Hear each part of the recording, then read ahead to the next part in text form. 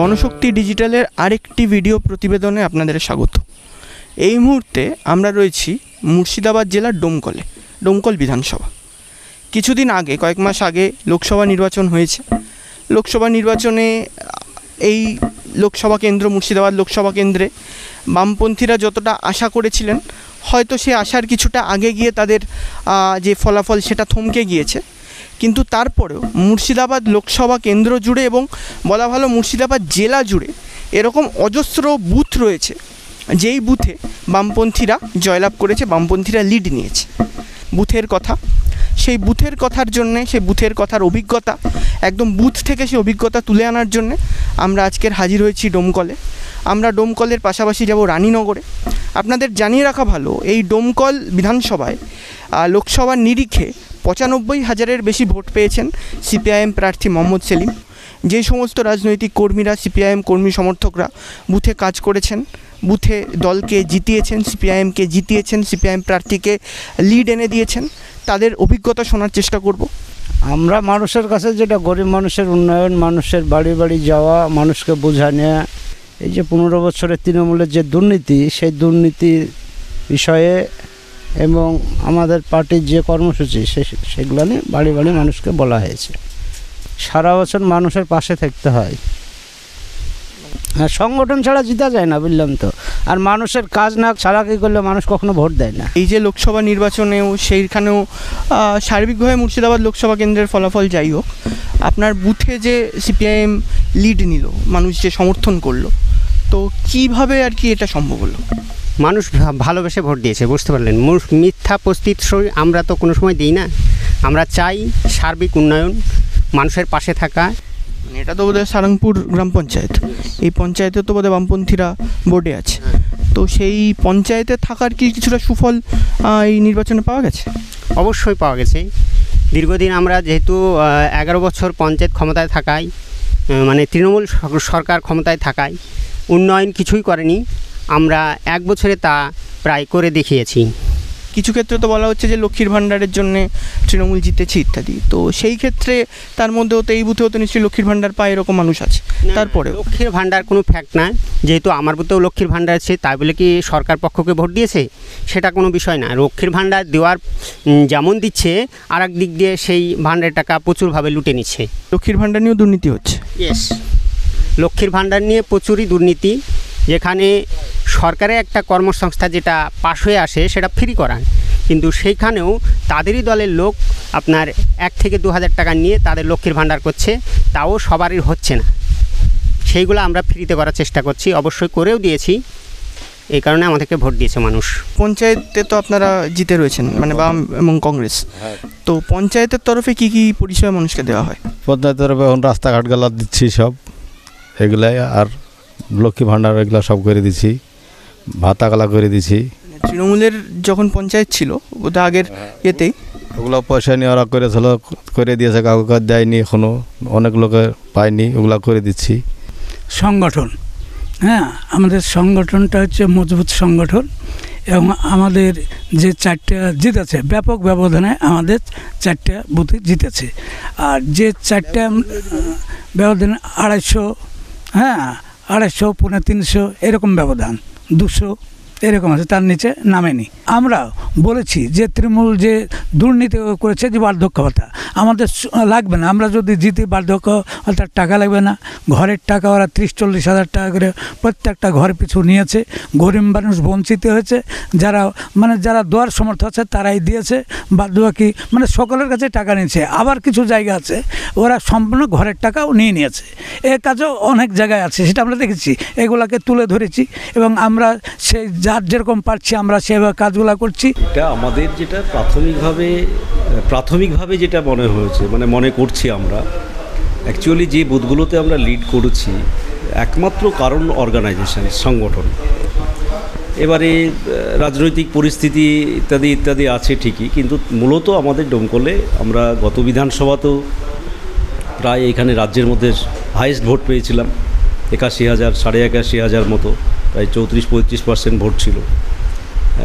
সেবারও আমরা জোটেই লড়েছিলাম, এবারও আমরা জোটে লড়েছি।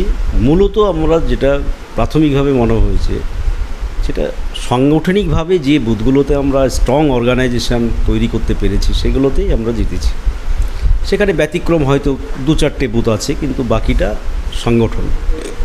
বুথে সংগঠন ছাড়া বুথ ভিত্তিক, কারণ মানুষ প্রথম ভরসা করে বুথে আমাকে রক্ষা করবে কে, আমার বিপদে আপদে মানুষ পাশে পাবো কি না, কাদেরকে পাবো, এইটা একটা ফ্যাক্টর হয়। সেই কারণে সংগঠনই মূলত এর কারণ, সাংগঠনিকভাবে। আর বাকিটা সেই এলাকার পার্সপেক্টিভ, তারপরে হচ্ছে যে কংগ্রেসের সঙ্গে একটা জোট হওয়াতে দেখা যাচ্ছে সেই বুথগুলোতে হয়তো আরও একটু বেশি শক্তিশালী হয়েছি আমরা, এটা একটা ব্যাপার হয়েছে। যেমন এবারও আমরা গ্রাম পঞ্চায়েতগুলোতেই আমাদের ফলাফল ভালো হয়েছে তুলনামূলকভাবে পৌরসভার তুলনায়। ডোমকলে আমরা গ্রাম পঞ্চায়েত, এখানে বিধানসভাতে গ্রাম পঞ্চায়েত 8টা গ্রাম পঞ্চায়েত, তার মধ্যে 5টাতে আমাদের লিড করেছি আমরা, 3টেতে হেরেছি। যে 3টেতে হেরেছি সেটাও পঞ্চায়েত নির্বাচনের তুলনাতে অনেক কম ভোটে হেরেছি। এই মুহূর্তে আমরা এসে হাজির হয়েছি মুর্শিদাবাদের রানীনগর বিধানসভা অঞ্চলে। রাজ্যের এই বিধানসভা কেন্দ্র থেকে লোকসভা নির্বাচনে এগিয়েছিলেন এই কেন্দ্রের, মুর্শিদাবাদ কেন্দ্রের সিপিআইএম প্রার্থী মোহাম্মদ সেলিম। এই কেন্দ্রের বামপন্থী কর্মী সমর্থকদের সঙ্গে কথা বলে আমরা জানার চেষ্টা করব, বোঝার চেষ্টা করব কোন পরিস্থিতিতে এই অঞ্চল থেকে তারা সিপিআইএম প্রার্থীকে লিড পাইয়ে দিতে সক্ষম হবে। মানুষকে যেভাবে বোঝাচ্ছি তাতে আমাদেরকে মানুষ সাড়া দিয়েছে, যথেষ্ট সাড়া দিয়েছে, এবং আমরা কোনো জোরদবস্তি না, মানুষের সঙ্গে মিলেমিশেই তাদের সঙ্গে আমরা ভোট সংঘবদ্ধ হয়ে কংগ্রেস সিপিএম ভোট করেছি তৃণমূলের বিরুদ্ধে। হ্যাঁ, এবং আমরা সেখান থেকে 2 বুথ মিলে 230 ভোটের লিড দিয়েছি। 10 নম্বরে হয়েছে আপনার, 9 নম্বরে হয়েছে 435 ভোট লিড, আর ওখানে 208 ভোট শর্ট হয়েছিল আমাদের। 11 সাল থেকে ওই হুটসি, পাহাড়পুর, লছনপুর আমরা কোনোভাবে রাজনৈতিক সংগঠন হিসেবে কিছু করতে পারিনি। তবুও 24 সালে যে লোকসভা নির্বাচন মানুষ যে ভোট দিতে পেরেছে, আমরা ওই 3টে অঞ্চলে প্রায় 5টা-6টা করে আমরা বুথে কিন্তু জিতেছি, অঞ্চল পিছু আমরা জিতেছি। এই 3টে অঞ্চলই আমরা হারামপুর, ইসলামপুর এবং টাকারাইপুর, এই 3টে অঞ্চলে আমরা কিন্তু লোকসভায় আমরা লিড পেয়েছি। এবং সর্বোচ্চ লিড আমরা কিন্তু ইসলামপুর অঞ্চলে পেয়েছি প্রায় 4300 মতন, আর টাকারাইপুর 800+, আবার হারামপুরে 800+ আমরা লিড পেয়েছি। আসলে আমাদের কাছে আমরা লাগাতার মানুষের সঙ্গে থাকি। আমাদের এই দিকটা, আমাদের তৃণমূলের দুর্নীতি, যেভাবে স্বজন পোষণ তৃণমূলের দুর্নীতি, চাকরি দুর্নীতি, বিভিন্ন ধরনের যে তৃণমূলের দুর্নীতি, আমরা কন্টিনিউ কিন্তু মানুষের সঙ্গে আমরা এই ধরনের প্রচারগুলো আমরা করি। মানুষের কাছে বিভিন্ন কাজের সঙ্গে মানুষের সঙ্গে আমরা যুক্ত থাকি, যার জন্য এখানে কোনো রকমের তৃণমূলের যে লক্ষ্মী ভান্ডার বলছেন বা অন্যান্য যেসব ইউরো বলছেন, সেটা কিন্তু আমাদের এলাকায় কোনো এফেক্ট পড়েনি। আমরা মানুষের সঙ্গে, যেমন সমাজের বিভিন্ন অংশে বিভিন্ন কাজে কিন্তু আমরা সিপিএম পার্টির পক্ষ থেকে যুক্ত থাকি। আমরা মানুষের কাজকর্মে আমরা এগিয়ে যাই, মানুষের বিপদে আপদে আমরা থাকি, এই এলাকাটা থাকি আমরা, যার জন্য এই এলাকায় আমরা প্রায় সব বুথেই প্রায় আমাদের ইসলামপুর অঞ্চলে, যেটা আপনাকে পরিসংখ্যান দিচ্ছি, ইসলামপুর অঞ্চলে মোট 37টা বুথ, 37টা বুথে আমরা 30টাই আমরা লিড করেছি। 30টাই আমরা লিড করেছি, এবং লিডটা আমাদের কম না, ভালো লিড করছি। রানীনগর বিধানসভায় লক্ষ্মীর ভান্ডার খুব একটা এফেক্টিভ হয়নি। এই কারণে সামাজিক প্রকল্প তো শুধু লক্ষ্মীর ভান্ডার নয়, সামাজিক প্রকল্প আরও আছে। বার্ধক্য ভাতা আছে, বিধবা ভাতা আছে, অক্ষম ভাতা আছে, কন্যাশ্রী, যুবশ্রী, রূপশ্রী, অনেকগুলি আছে, কৃষক বন্ধু, অনেকগুলি সামাজিক প্রকল্প আছে। তো লক্ষ্মীর ভান্ডারে যদি শুধু মেয়েরা ভোট দেয়, তাহলে বাকি সামাজিক প্রকল্প যারা পাচ্ছে তারা কি তৃণমূলকে ভোট দেয়নি? দিয়েছে, কিন্তু সেইটা তৃণমূলের পক্ষে যারা ভোটার তারাই দিয়েছে। যারা আমাদের পক্ষের ভোটার, যারা তৃণমূলের বিরুদ্ধে ভোট দিতে চায় বা তৃণমূলকে পছন্দ করে না, বিজেপিকে পছন্দ করে না, তারা আমাদের ভোট। একদিকে বিজেপি মেরুকরণ করেছে, তৃণমূলও মেরুকরণ করেছে। কারণ তৃণমূলের একজন এমএলএ, মুর্শিদাবাদ জেলার ভরতপুরের এমএলএ হুমায়ুন কবির, তাকে দিয়ে তৃণমূল এবং বিজেপি বোঝাপড়া করে একেবারে সাজানো ঘটনা, তৃণমূল এবং বিজেপির সাজানো ঘটনা, যাতে একদম ভোটটা মেরুকরণ। এটা তো অসাংবিধানিক কথা, বলা যায় না, মানে কি বলবো, অবৈধ কথা। এটা পুলিশের অ্যাকশন না, নির্বাচন কমিশনের অ্যাকশন নেওয়ার কথা ছিল, গ্রেপ্তার হওয়ার মতো উচিত ছিল, কিন্তু নির্বাচন কমিশন কোনো অ্যাকশন নেয়নি।